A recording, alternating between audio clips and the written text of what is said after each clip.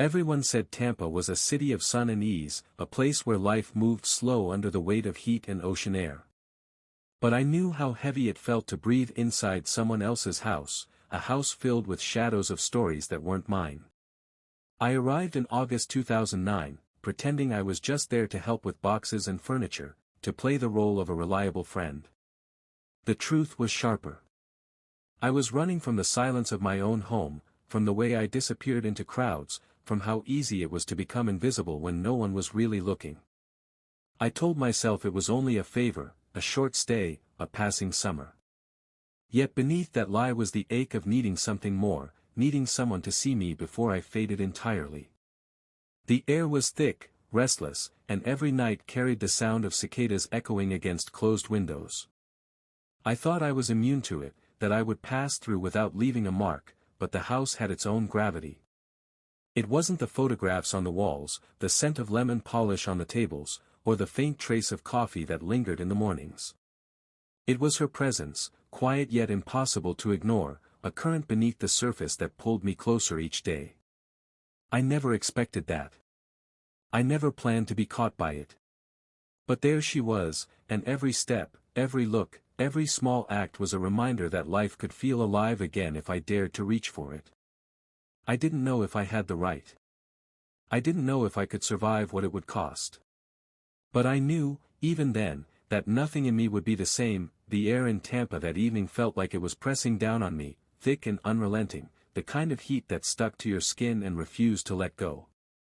August had a way of slowing everything down, making each step heavy and each breath longer than it needed to be. I had agreed to help Carter move some boxes for his mother, telling myself it was just another chore, another favor between friends. The house looked ordinary from the street. Small but well kept, with trimmed hedges and a porch light that hadn't yet flicked on. There was a quietness about it, though, something still beneath the hum of the cicadas that made me pause before I walked up the driveway. We carried the boxes from the back of Carter's truck, the cardboard soft and sagging in the humidity. My shirt clung to me with sweat, and I tried to keep my focus on the task, counting the steps, listening to the dull scrape of tape against my arm. The scent of jasmine drifted from somewhere beyond the fence, sweet and heavy, mixing with the faint salt of the air. It reminded me that we were close to the water, even though I couldn't see it. When we stepped into the house, the air inside was cooler, though still warm, carrying with it the faint smell of lemon cleaner and something softer underneath, maybe old paper or coffee that had seeped into the walls over time. Carter dropped the boxes in the hallway, muttered something about running to the store, and before I could even think of an excuse to go with him, the door closed behind him. The silence that followed felt almost deliberate. That was when I saw her. Julia stood in the doorway to the kitchen, wiping her hands on a towel, her hair pulled back loosely as though she hadn't given much thought to it. She wore a simple dress, nothing that would have drawn attention in any other setting, but in that moment it seemed to fit the room, the evening, even the heat outside. She carried herself with an ease that was neither rushed nor staged. For a moment, I forgot I was supposed to be helping, forgot the weight of the box I still held in my hands. I set the box down too quickly, the sound of it hitting the floor sharper than I meant. She glanced at me then, her eyes steady, not curious in the way strangers often look at each other but open, as if she already knew something about me I hadn't said aloud. There was nothing remarkable about her words when she spoke, just ordinary pleasantries, but the way her voice lingered in the air made me listen differently. Each word seemed shaped, carried with a quiet intention, as though it was meant only for me. I tried to focus on the room itself, on the framed photos hanging slightly uneven on the walls, on the books stacked in the corner, on anything that would ground me. But my attention kept drifting back to her. She didn't do much, just moved across the kitchen, adjusted a bowl on the counter, glanced at the boxes we had carried in, but every small movement held a calmness that unsettled me. It was too natural, too steady, and it made me realize how restless I had been, how little space I had found in my own life for stillness like that. The conversation stayed simple, short, a handful of words about the heat, the drive, the boxes. Yet beneath it, something else stirred. I felt it in the pause between sentences, in the faint curve of her smile, in the way her eyes met mine and held just long enough to make me aware of myself in a way I hadn't expected. I told myself it was nothing, that it was just a moment, a polite exchange between two people who happened to be left alone in a house on a hot evening. But the truth pressed in quickly, undeniable. Her voice settled into me differently than any sound had in a long time, not because of what she said but because of how it felt when she said it. It wasn't just background noise, not something casual to fill the silence. It was directed, intentional, as though each word had been placed carefully in the air between us. I caught myself listening more closely than I should have, hearing more than she gave.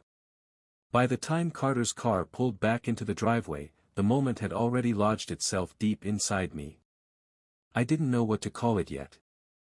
Didn't know what to do with it, but I knew it had begun. The kitchen carried a kind of late afternoon quiet, the kind that made every small sound sharper than it should have been.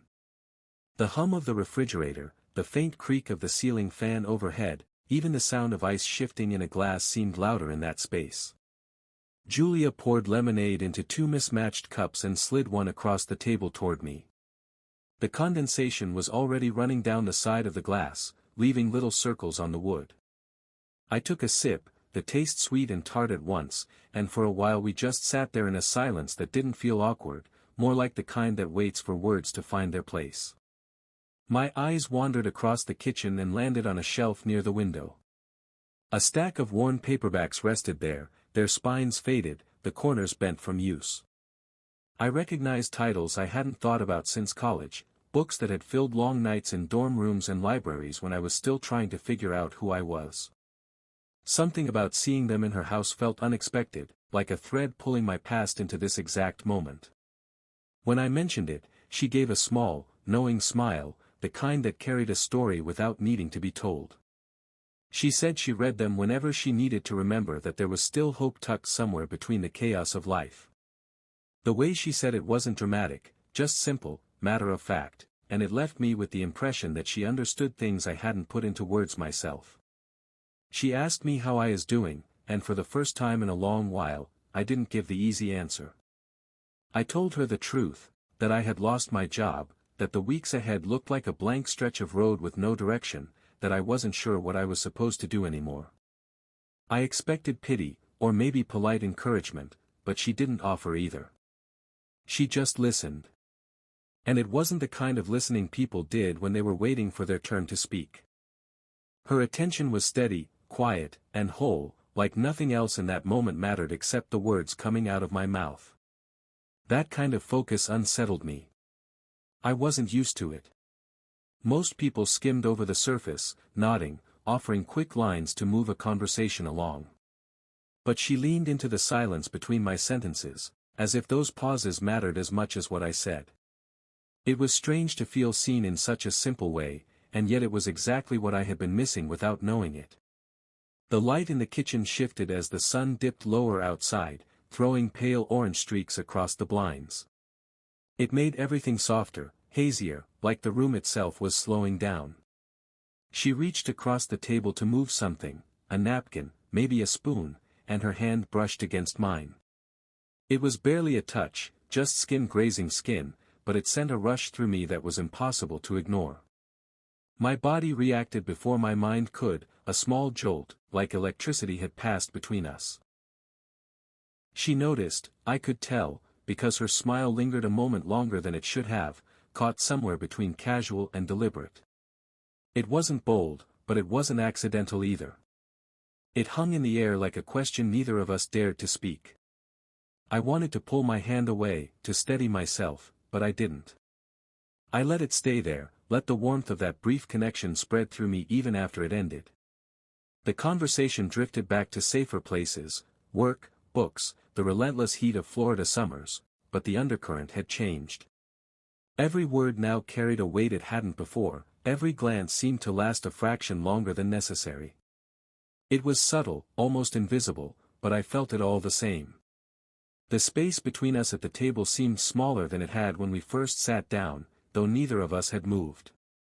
By the time the ice had melted in both our glasses and the air outside had deepened into the early shades of evening, I realized that something had shifted. It was quiet, unspoken, fragile. But it was there, the storm rolled in fast, the way summer storms always did in Florida. One moment the air outside was heavy and still, the next it was broken open by thunder that rattled the windows. The rain came hard against the glass, a relentless drumming that filled the silence in the house. I had never heard the world sound so close, like it was pressing in on us from every side.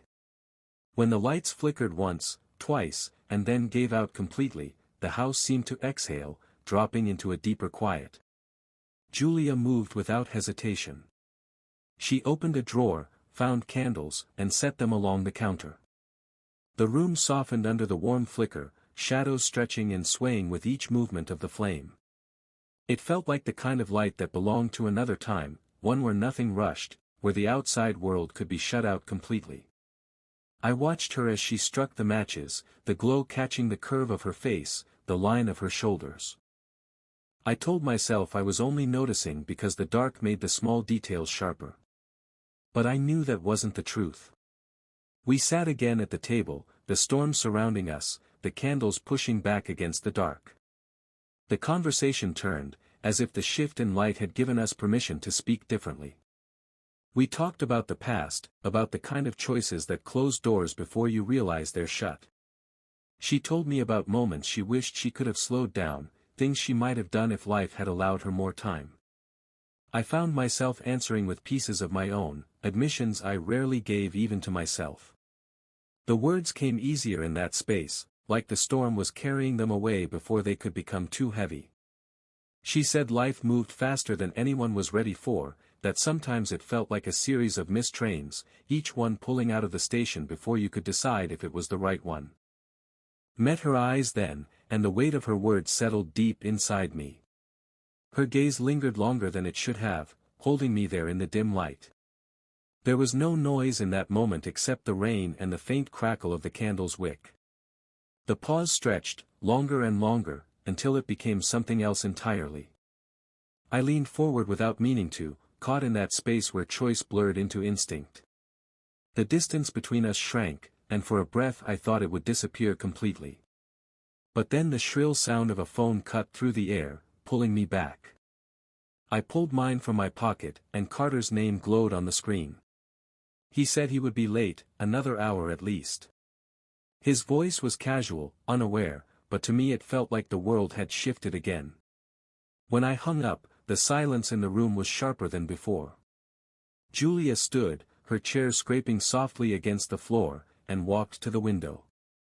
The rain streaked down the glass, blurring the view outside into something formless and endless.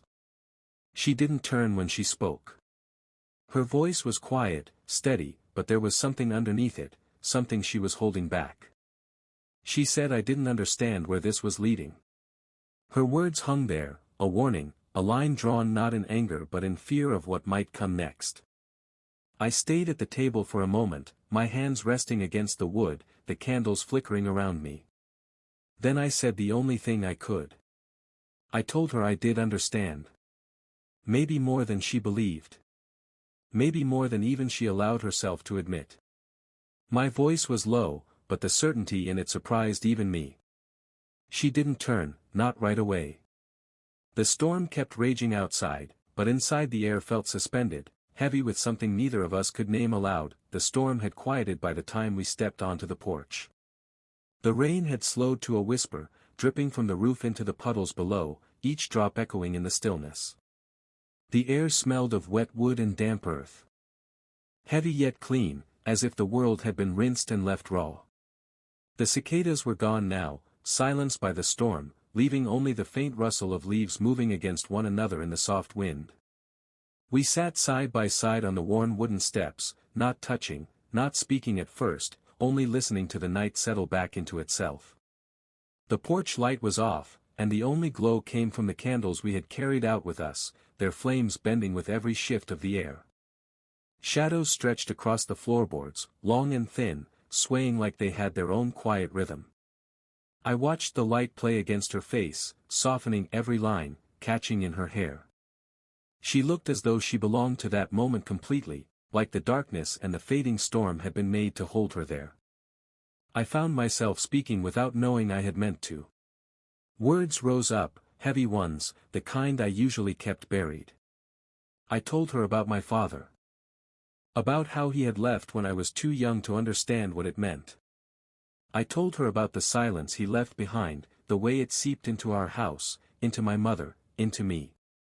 I had carried that silence for years, pretending it hadn't shaped me, but under the dim candlelight, with the smell of wet air around us, I couldn't keep it hidden. The words came out rough, uneven, like they had been waiting for someone willing to hold them. She didn't interrupt. She didn't try to soften the story or dismiss it with quick comfort. She just listened, her eyes steady on me, as though she had been expecting the truth all along. And when I finished, when the weight of it left me raw and exposed, she spoke in a voice that was almost a whisper. She said she knew what it was to be left behind. Her words were simple, but the quiet in them carried more than any explanation could. She didn't tell me the details. She didn't have to. I could see them in the way her shoulders softened, in the way her gaze lingered on the space between us. Something shifted then, not in the air around us, but inside, where the unspoken things lived. My hand moved before I had time to think, reaching across the space between us. My fingers brushed hers, hesitant at first, as though testing whether the world would allow it. She didn't pull away. Her hand was warm, steady, and when our fingers finally threaded together, it felt less like a choice and more like an inevitability. We sat like that, silent, our hands joined on the wooden step between us. The storm had left behind a silence so deep it felt sacred, broken only by the faint drip of water from the roof. I looked at her, and she looked back, and in that gaze there was no need for words. The weight of everything unspoken pressed in, the kind of weight that filled every corner of the night, leaving no room for doubt about what it meant. It wasn't a kiss, not yet, but it didn't have to be.